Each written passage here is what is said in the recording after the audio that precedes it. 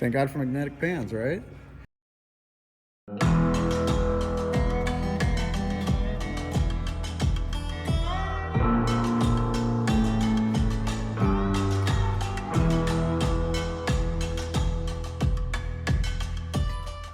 So there's a lot more of that in there, but this is all gear material. Like, so having a lot of the like shavings like that in the motor that's got this many miles is not normal, Right. but that's all gear. We have a telehandler coming. Yeah, I saw that's above the train. I just pulled the studs out of the top of the transmission through the hole. Oh, cool. I didn't know you could do that on it. Yep. Neither did I until I seen it in there. That's awesome. Do you want to drop the pan over here right now? It might be easier to get them out. It might be a little bit easier, but we won't have as much of a deal to clear.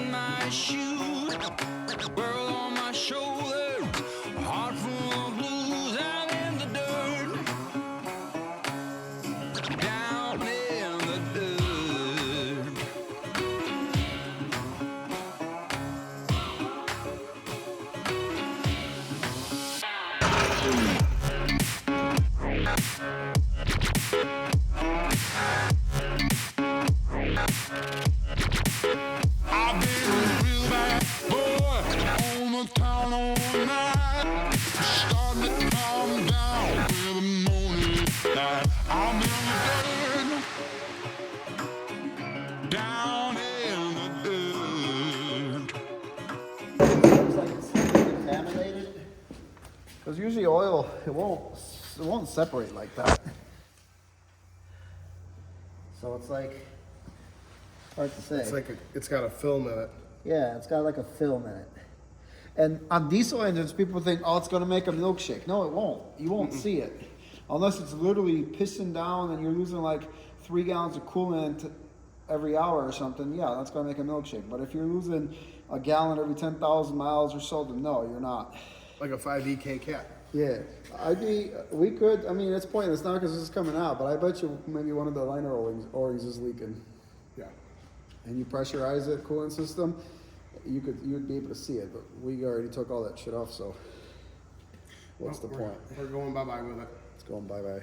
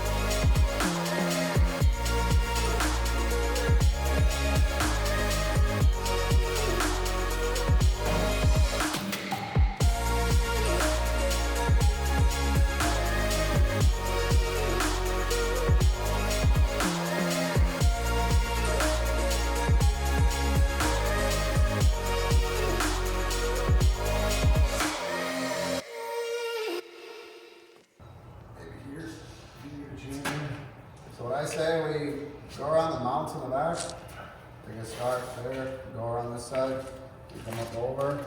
Because the reason I'm saying that is because it's going to balance out. So if we go from there to here, and we go across to that side, it'll balance the engine. And then we just wrap it around the back here real quick, throw it on top, and then we can throw it over the towel hangers, boom, and then hook it to the front. And then yank that bitch out of whatever's left on the back of the transmission. Hopefully nothing. And we'll find out. Let's get all the tools off the top. Yep. Back into that? No. No? I'm gonna come over the top. You got the boom. And go over. And then go here. Mike, where's the boom boy? Got it? Yep. Wrap it all the way around. There you go. Yep.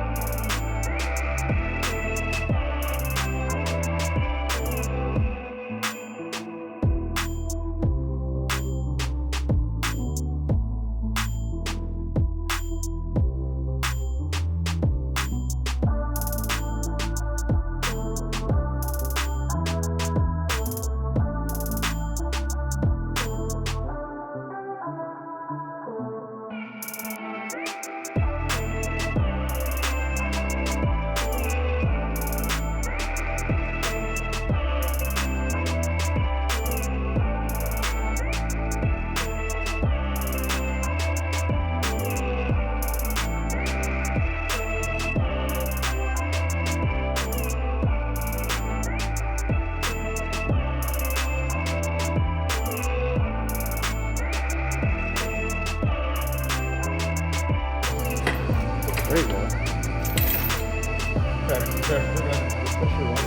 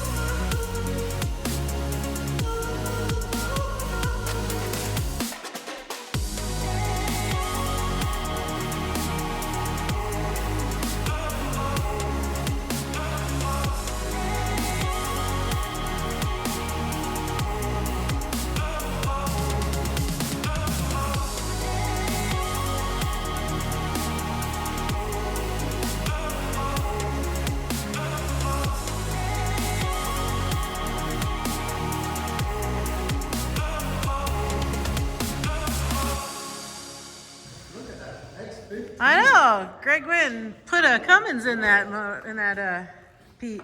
We call it the Dummins. You know, you should keep this crate around because The Dummins. next time you need it. Actually, I'm not joking. It's nice to have one of them. Oh yeah, it is. Well, Machine Services is down in Waukesha too. Was that how the old one was? Yeah, actually way looser than that. Well, yeah, we just didn't. No, You said they replaced it. Yeah, they replaced the input. It's the aux box in the rear that's bad. Yeah, that's what I think it is. Well, them bushings don't seem bad at all. No. Be genuine, Greg. Say that. You want to give me some commentary here? What you got done? Nothing. I got nothing done so far. Yeah, I don't know about that because we pulled that engine out one day. Then the next day he had to go do a daddy-daughter dance, which was awesome. You look smashy, by the way. It's so And that precious. night, he went and got this motor, and it's like a 13-and-a-half-hour round trip. Yeah. That's 1,100 miles. And then they came back tonight. I figure they're going to be putting it in the next day. And they got that motor in the same night, which was Saturday. Right? Saturday afternoon. Yeah. 7:30 at night. It was not afternoon. It was at night. Yeah. And you remembered to film. And I remembered to film. There you go. Now it's just trying to get it all back together. Remember where all the bolts are. I fell asleep standing up. That's why I went home Saturday Well, night. That's hardcore. Yeah. Standing right here. I was So, as far as pulling it and putting it back in, that's not the hardest thing in the world to do. It's just all the stuff that goes along with it to prep, to pull, and to get it going again. Yeah. It's all the little stuff. Getting the motor out is literally 2 bolts here, 2 bolts there, 2 bolts there, and it comes out. Right. It's just, it's intimidating because it's big and heavy, so you have to have the equipment to lift it. So don't let the color fool you guys. This is not a Cummins. It is. It is a Detroit.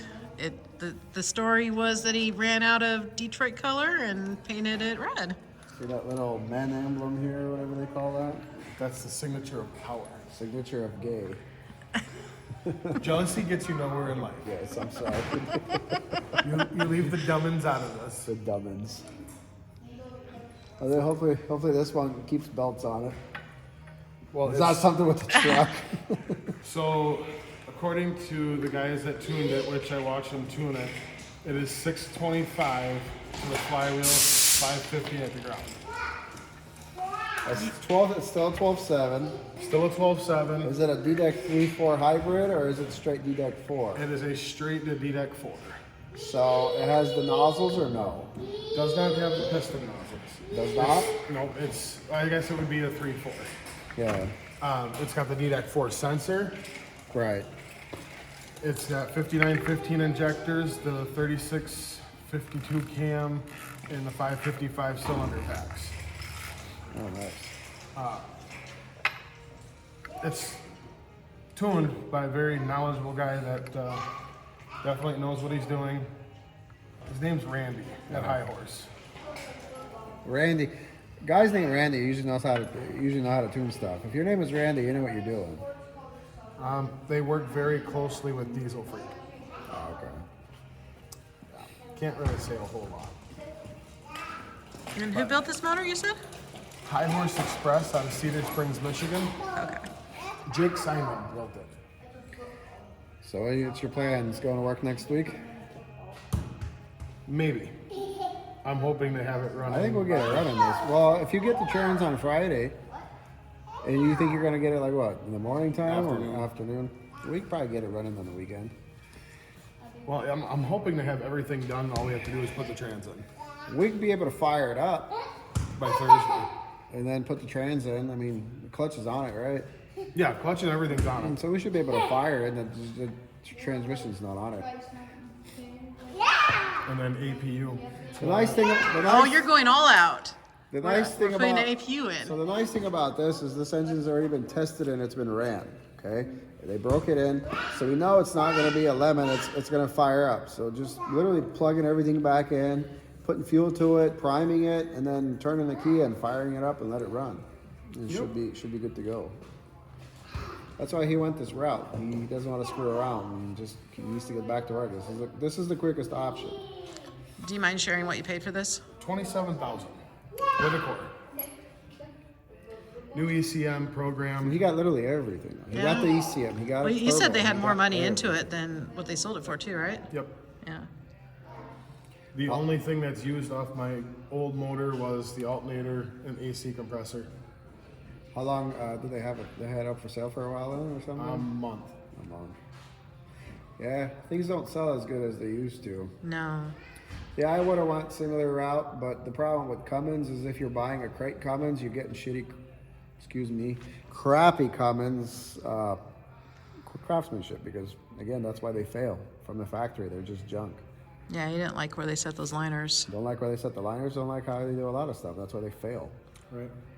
I have a feeling though that you're a little salty about Fitzgerald. just a little. No, you said you did a lot on that one. You did what? How many heads? I did 2 heads in it, 3 accessory drives. The front gear set was redone.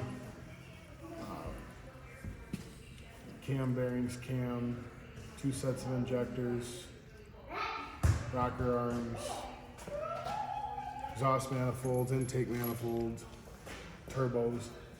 And that was over the course of how many miles or years? 2 years. Yeah. 2.5 years. A little excessive, a little expensive. Yeah. Yeah. Did you think you spent as much on your Fitzgerald, like fixing up those things, as you did on this? More. Really? More. Man. Between the downtime and everything, more. Way more. I hope this motor Yeah, treats you figure good. how much money you're losing by not running. Right. Figure $1,000 a day is what I lose. I don't even want to think about that with Tiny. The revenue lost. That was, That was a lot. yeah, that would have been a lot. But with High Horse and Machine Services and everybody else, you guys, hopefully I'll be up in another 4 days.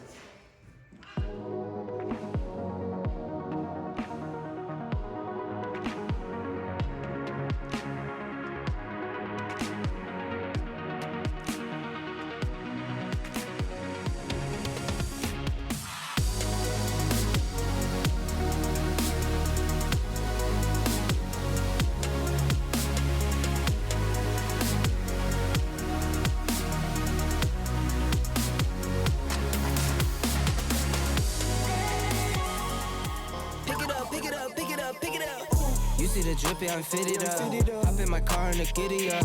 Secure the bag, yeah, I get the bus. Pick it up, pick it up, pick it up. You see the drip, yeah, I'm fitted up. Hop in my car and the giddy up. Secure the bag, yeah, I get the bus. Pick it up,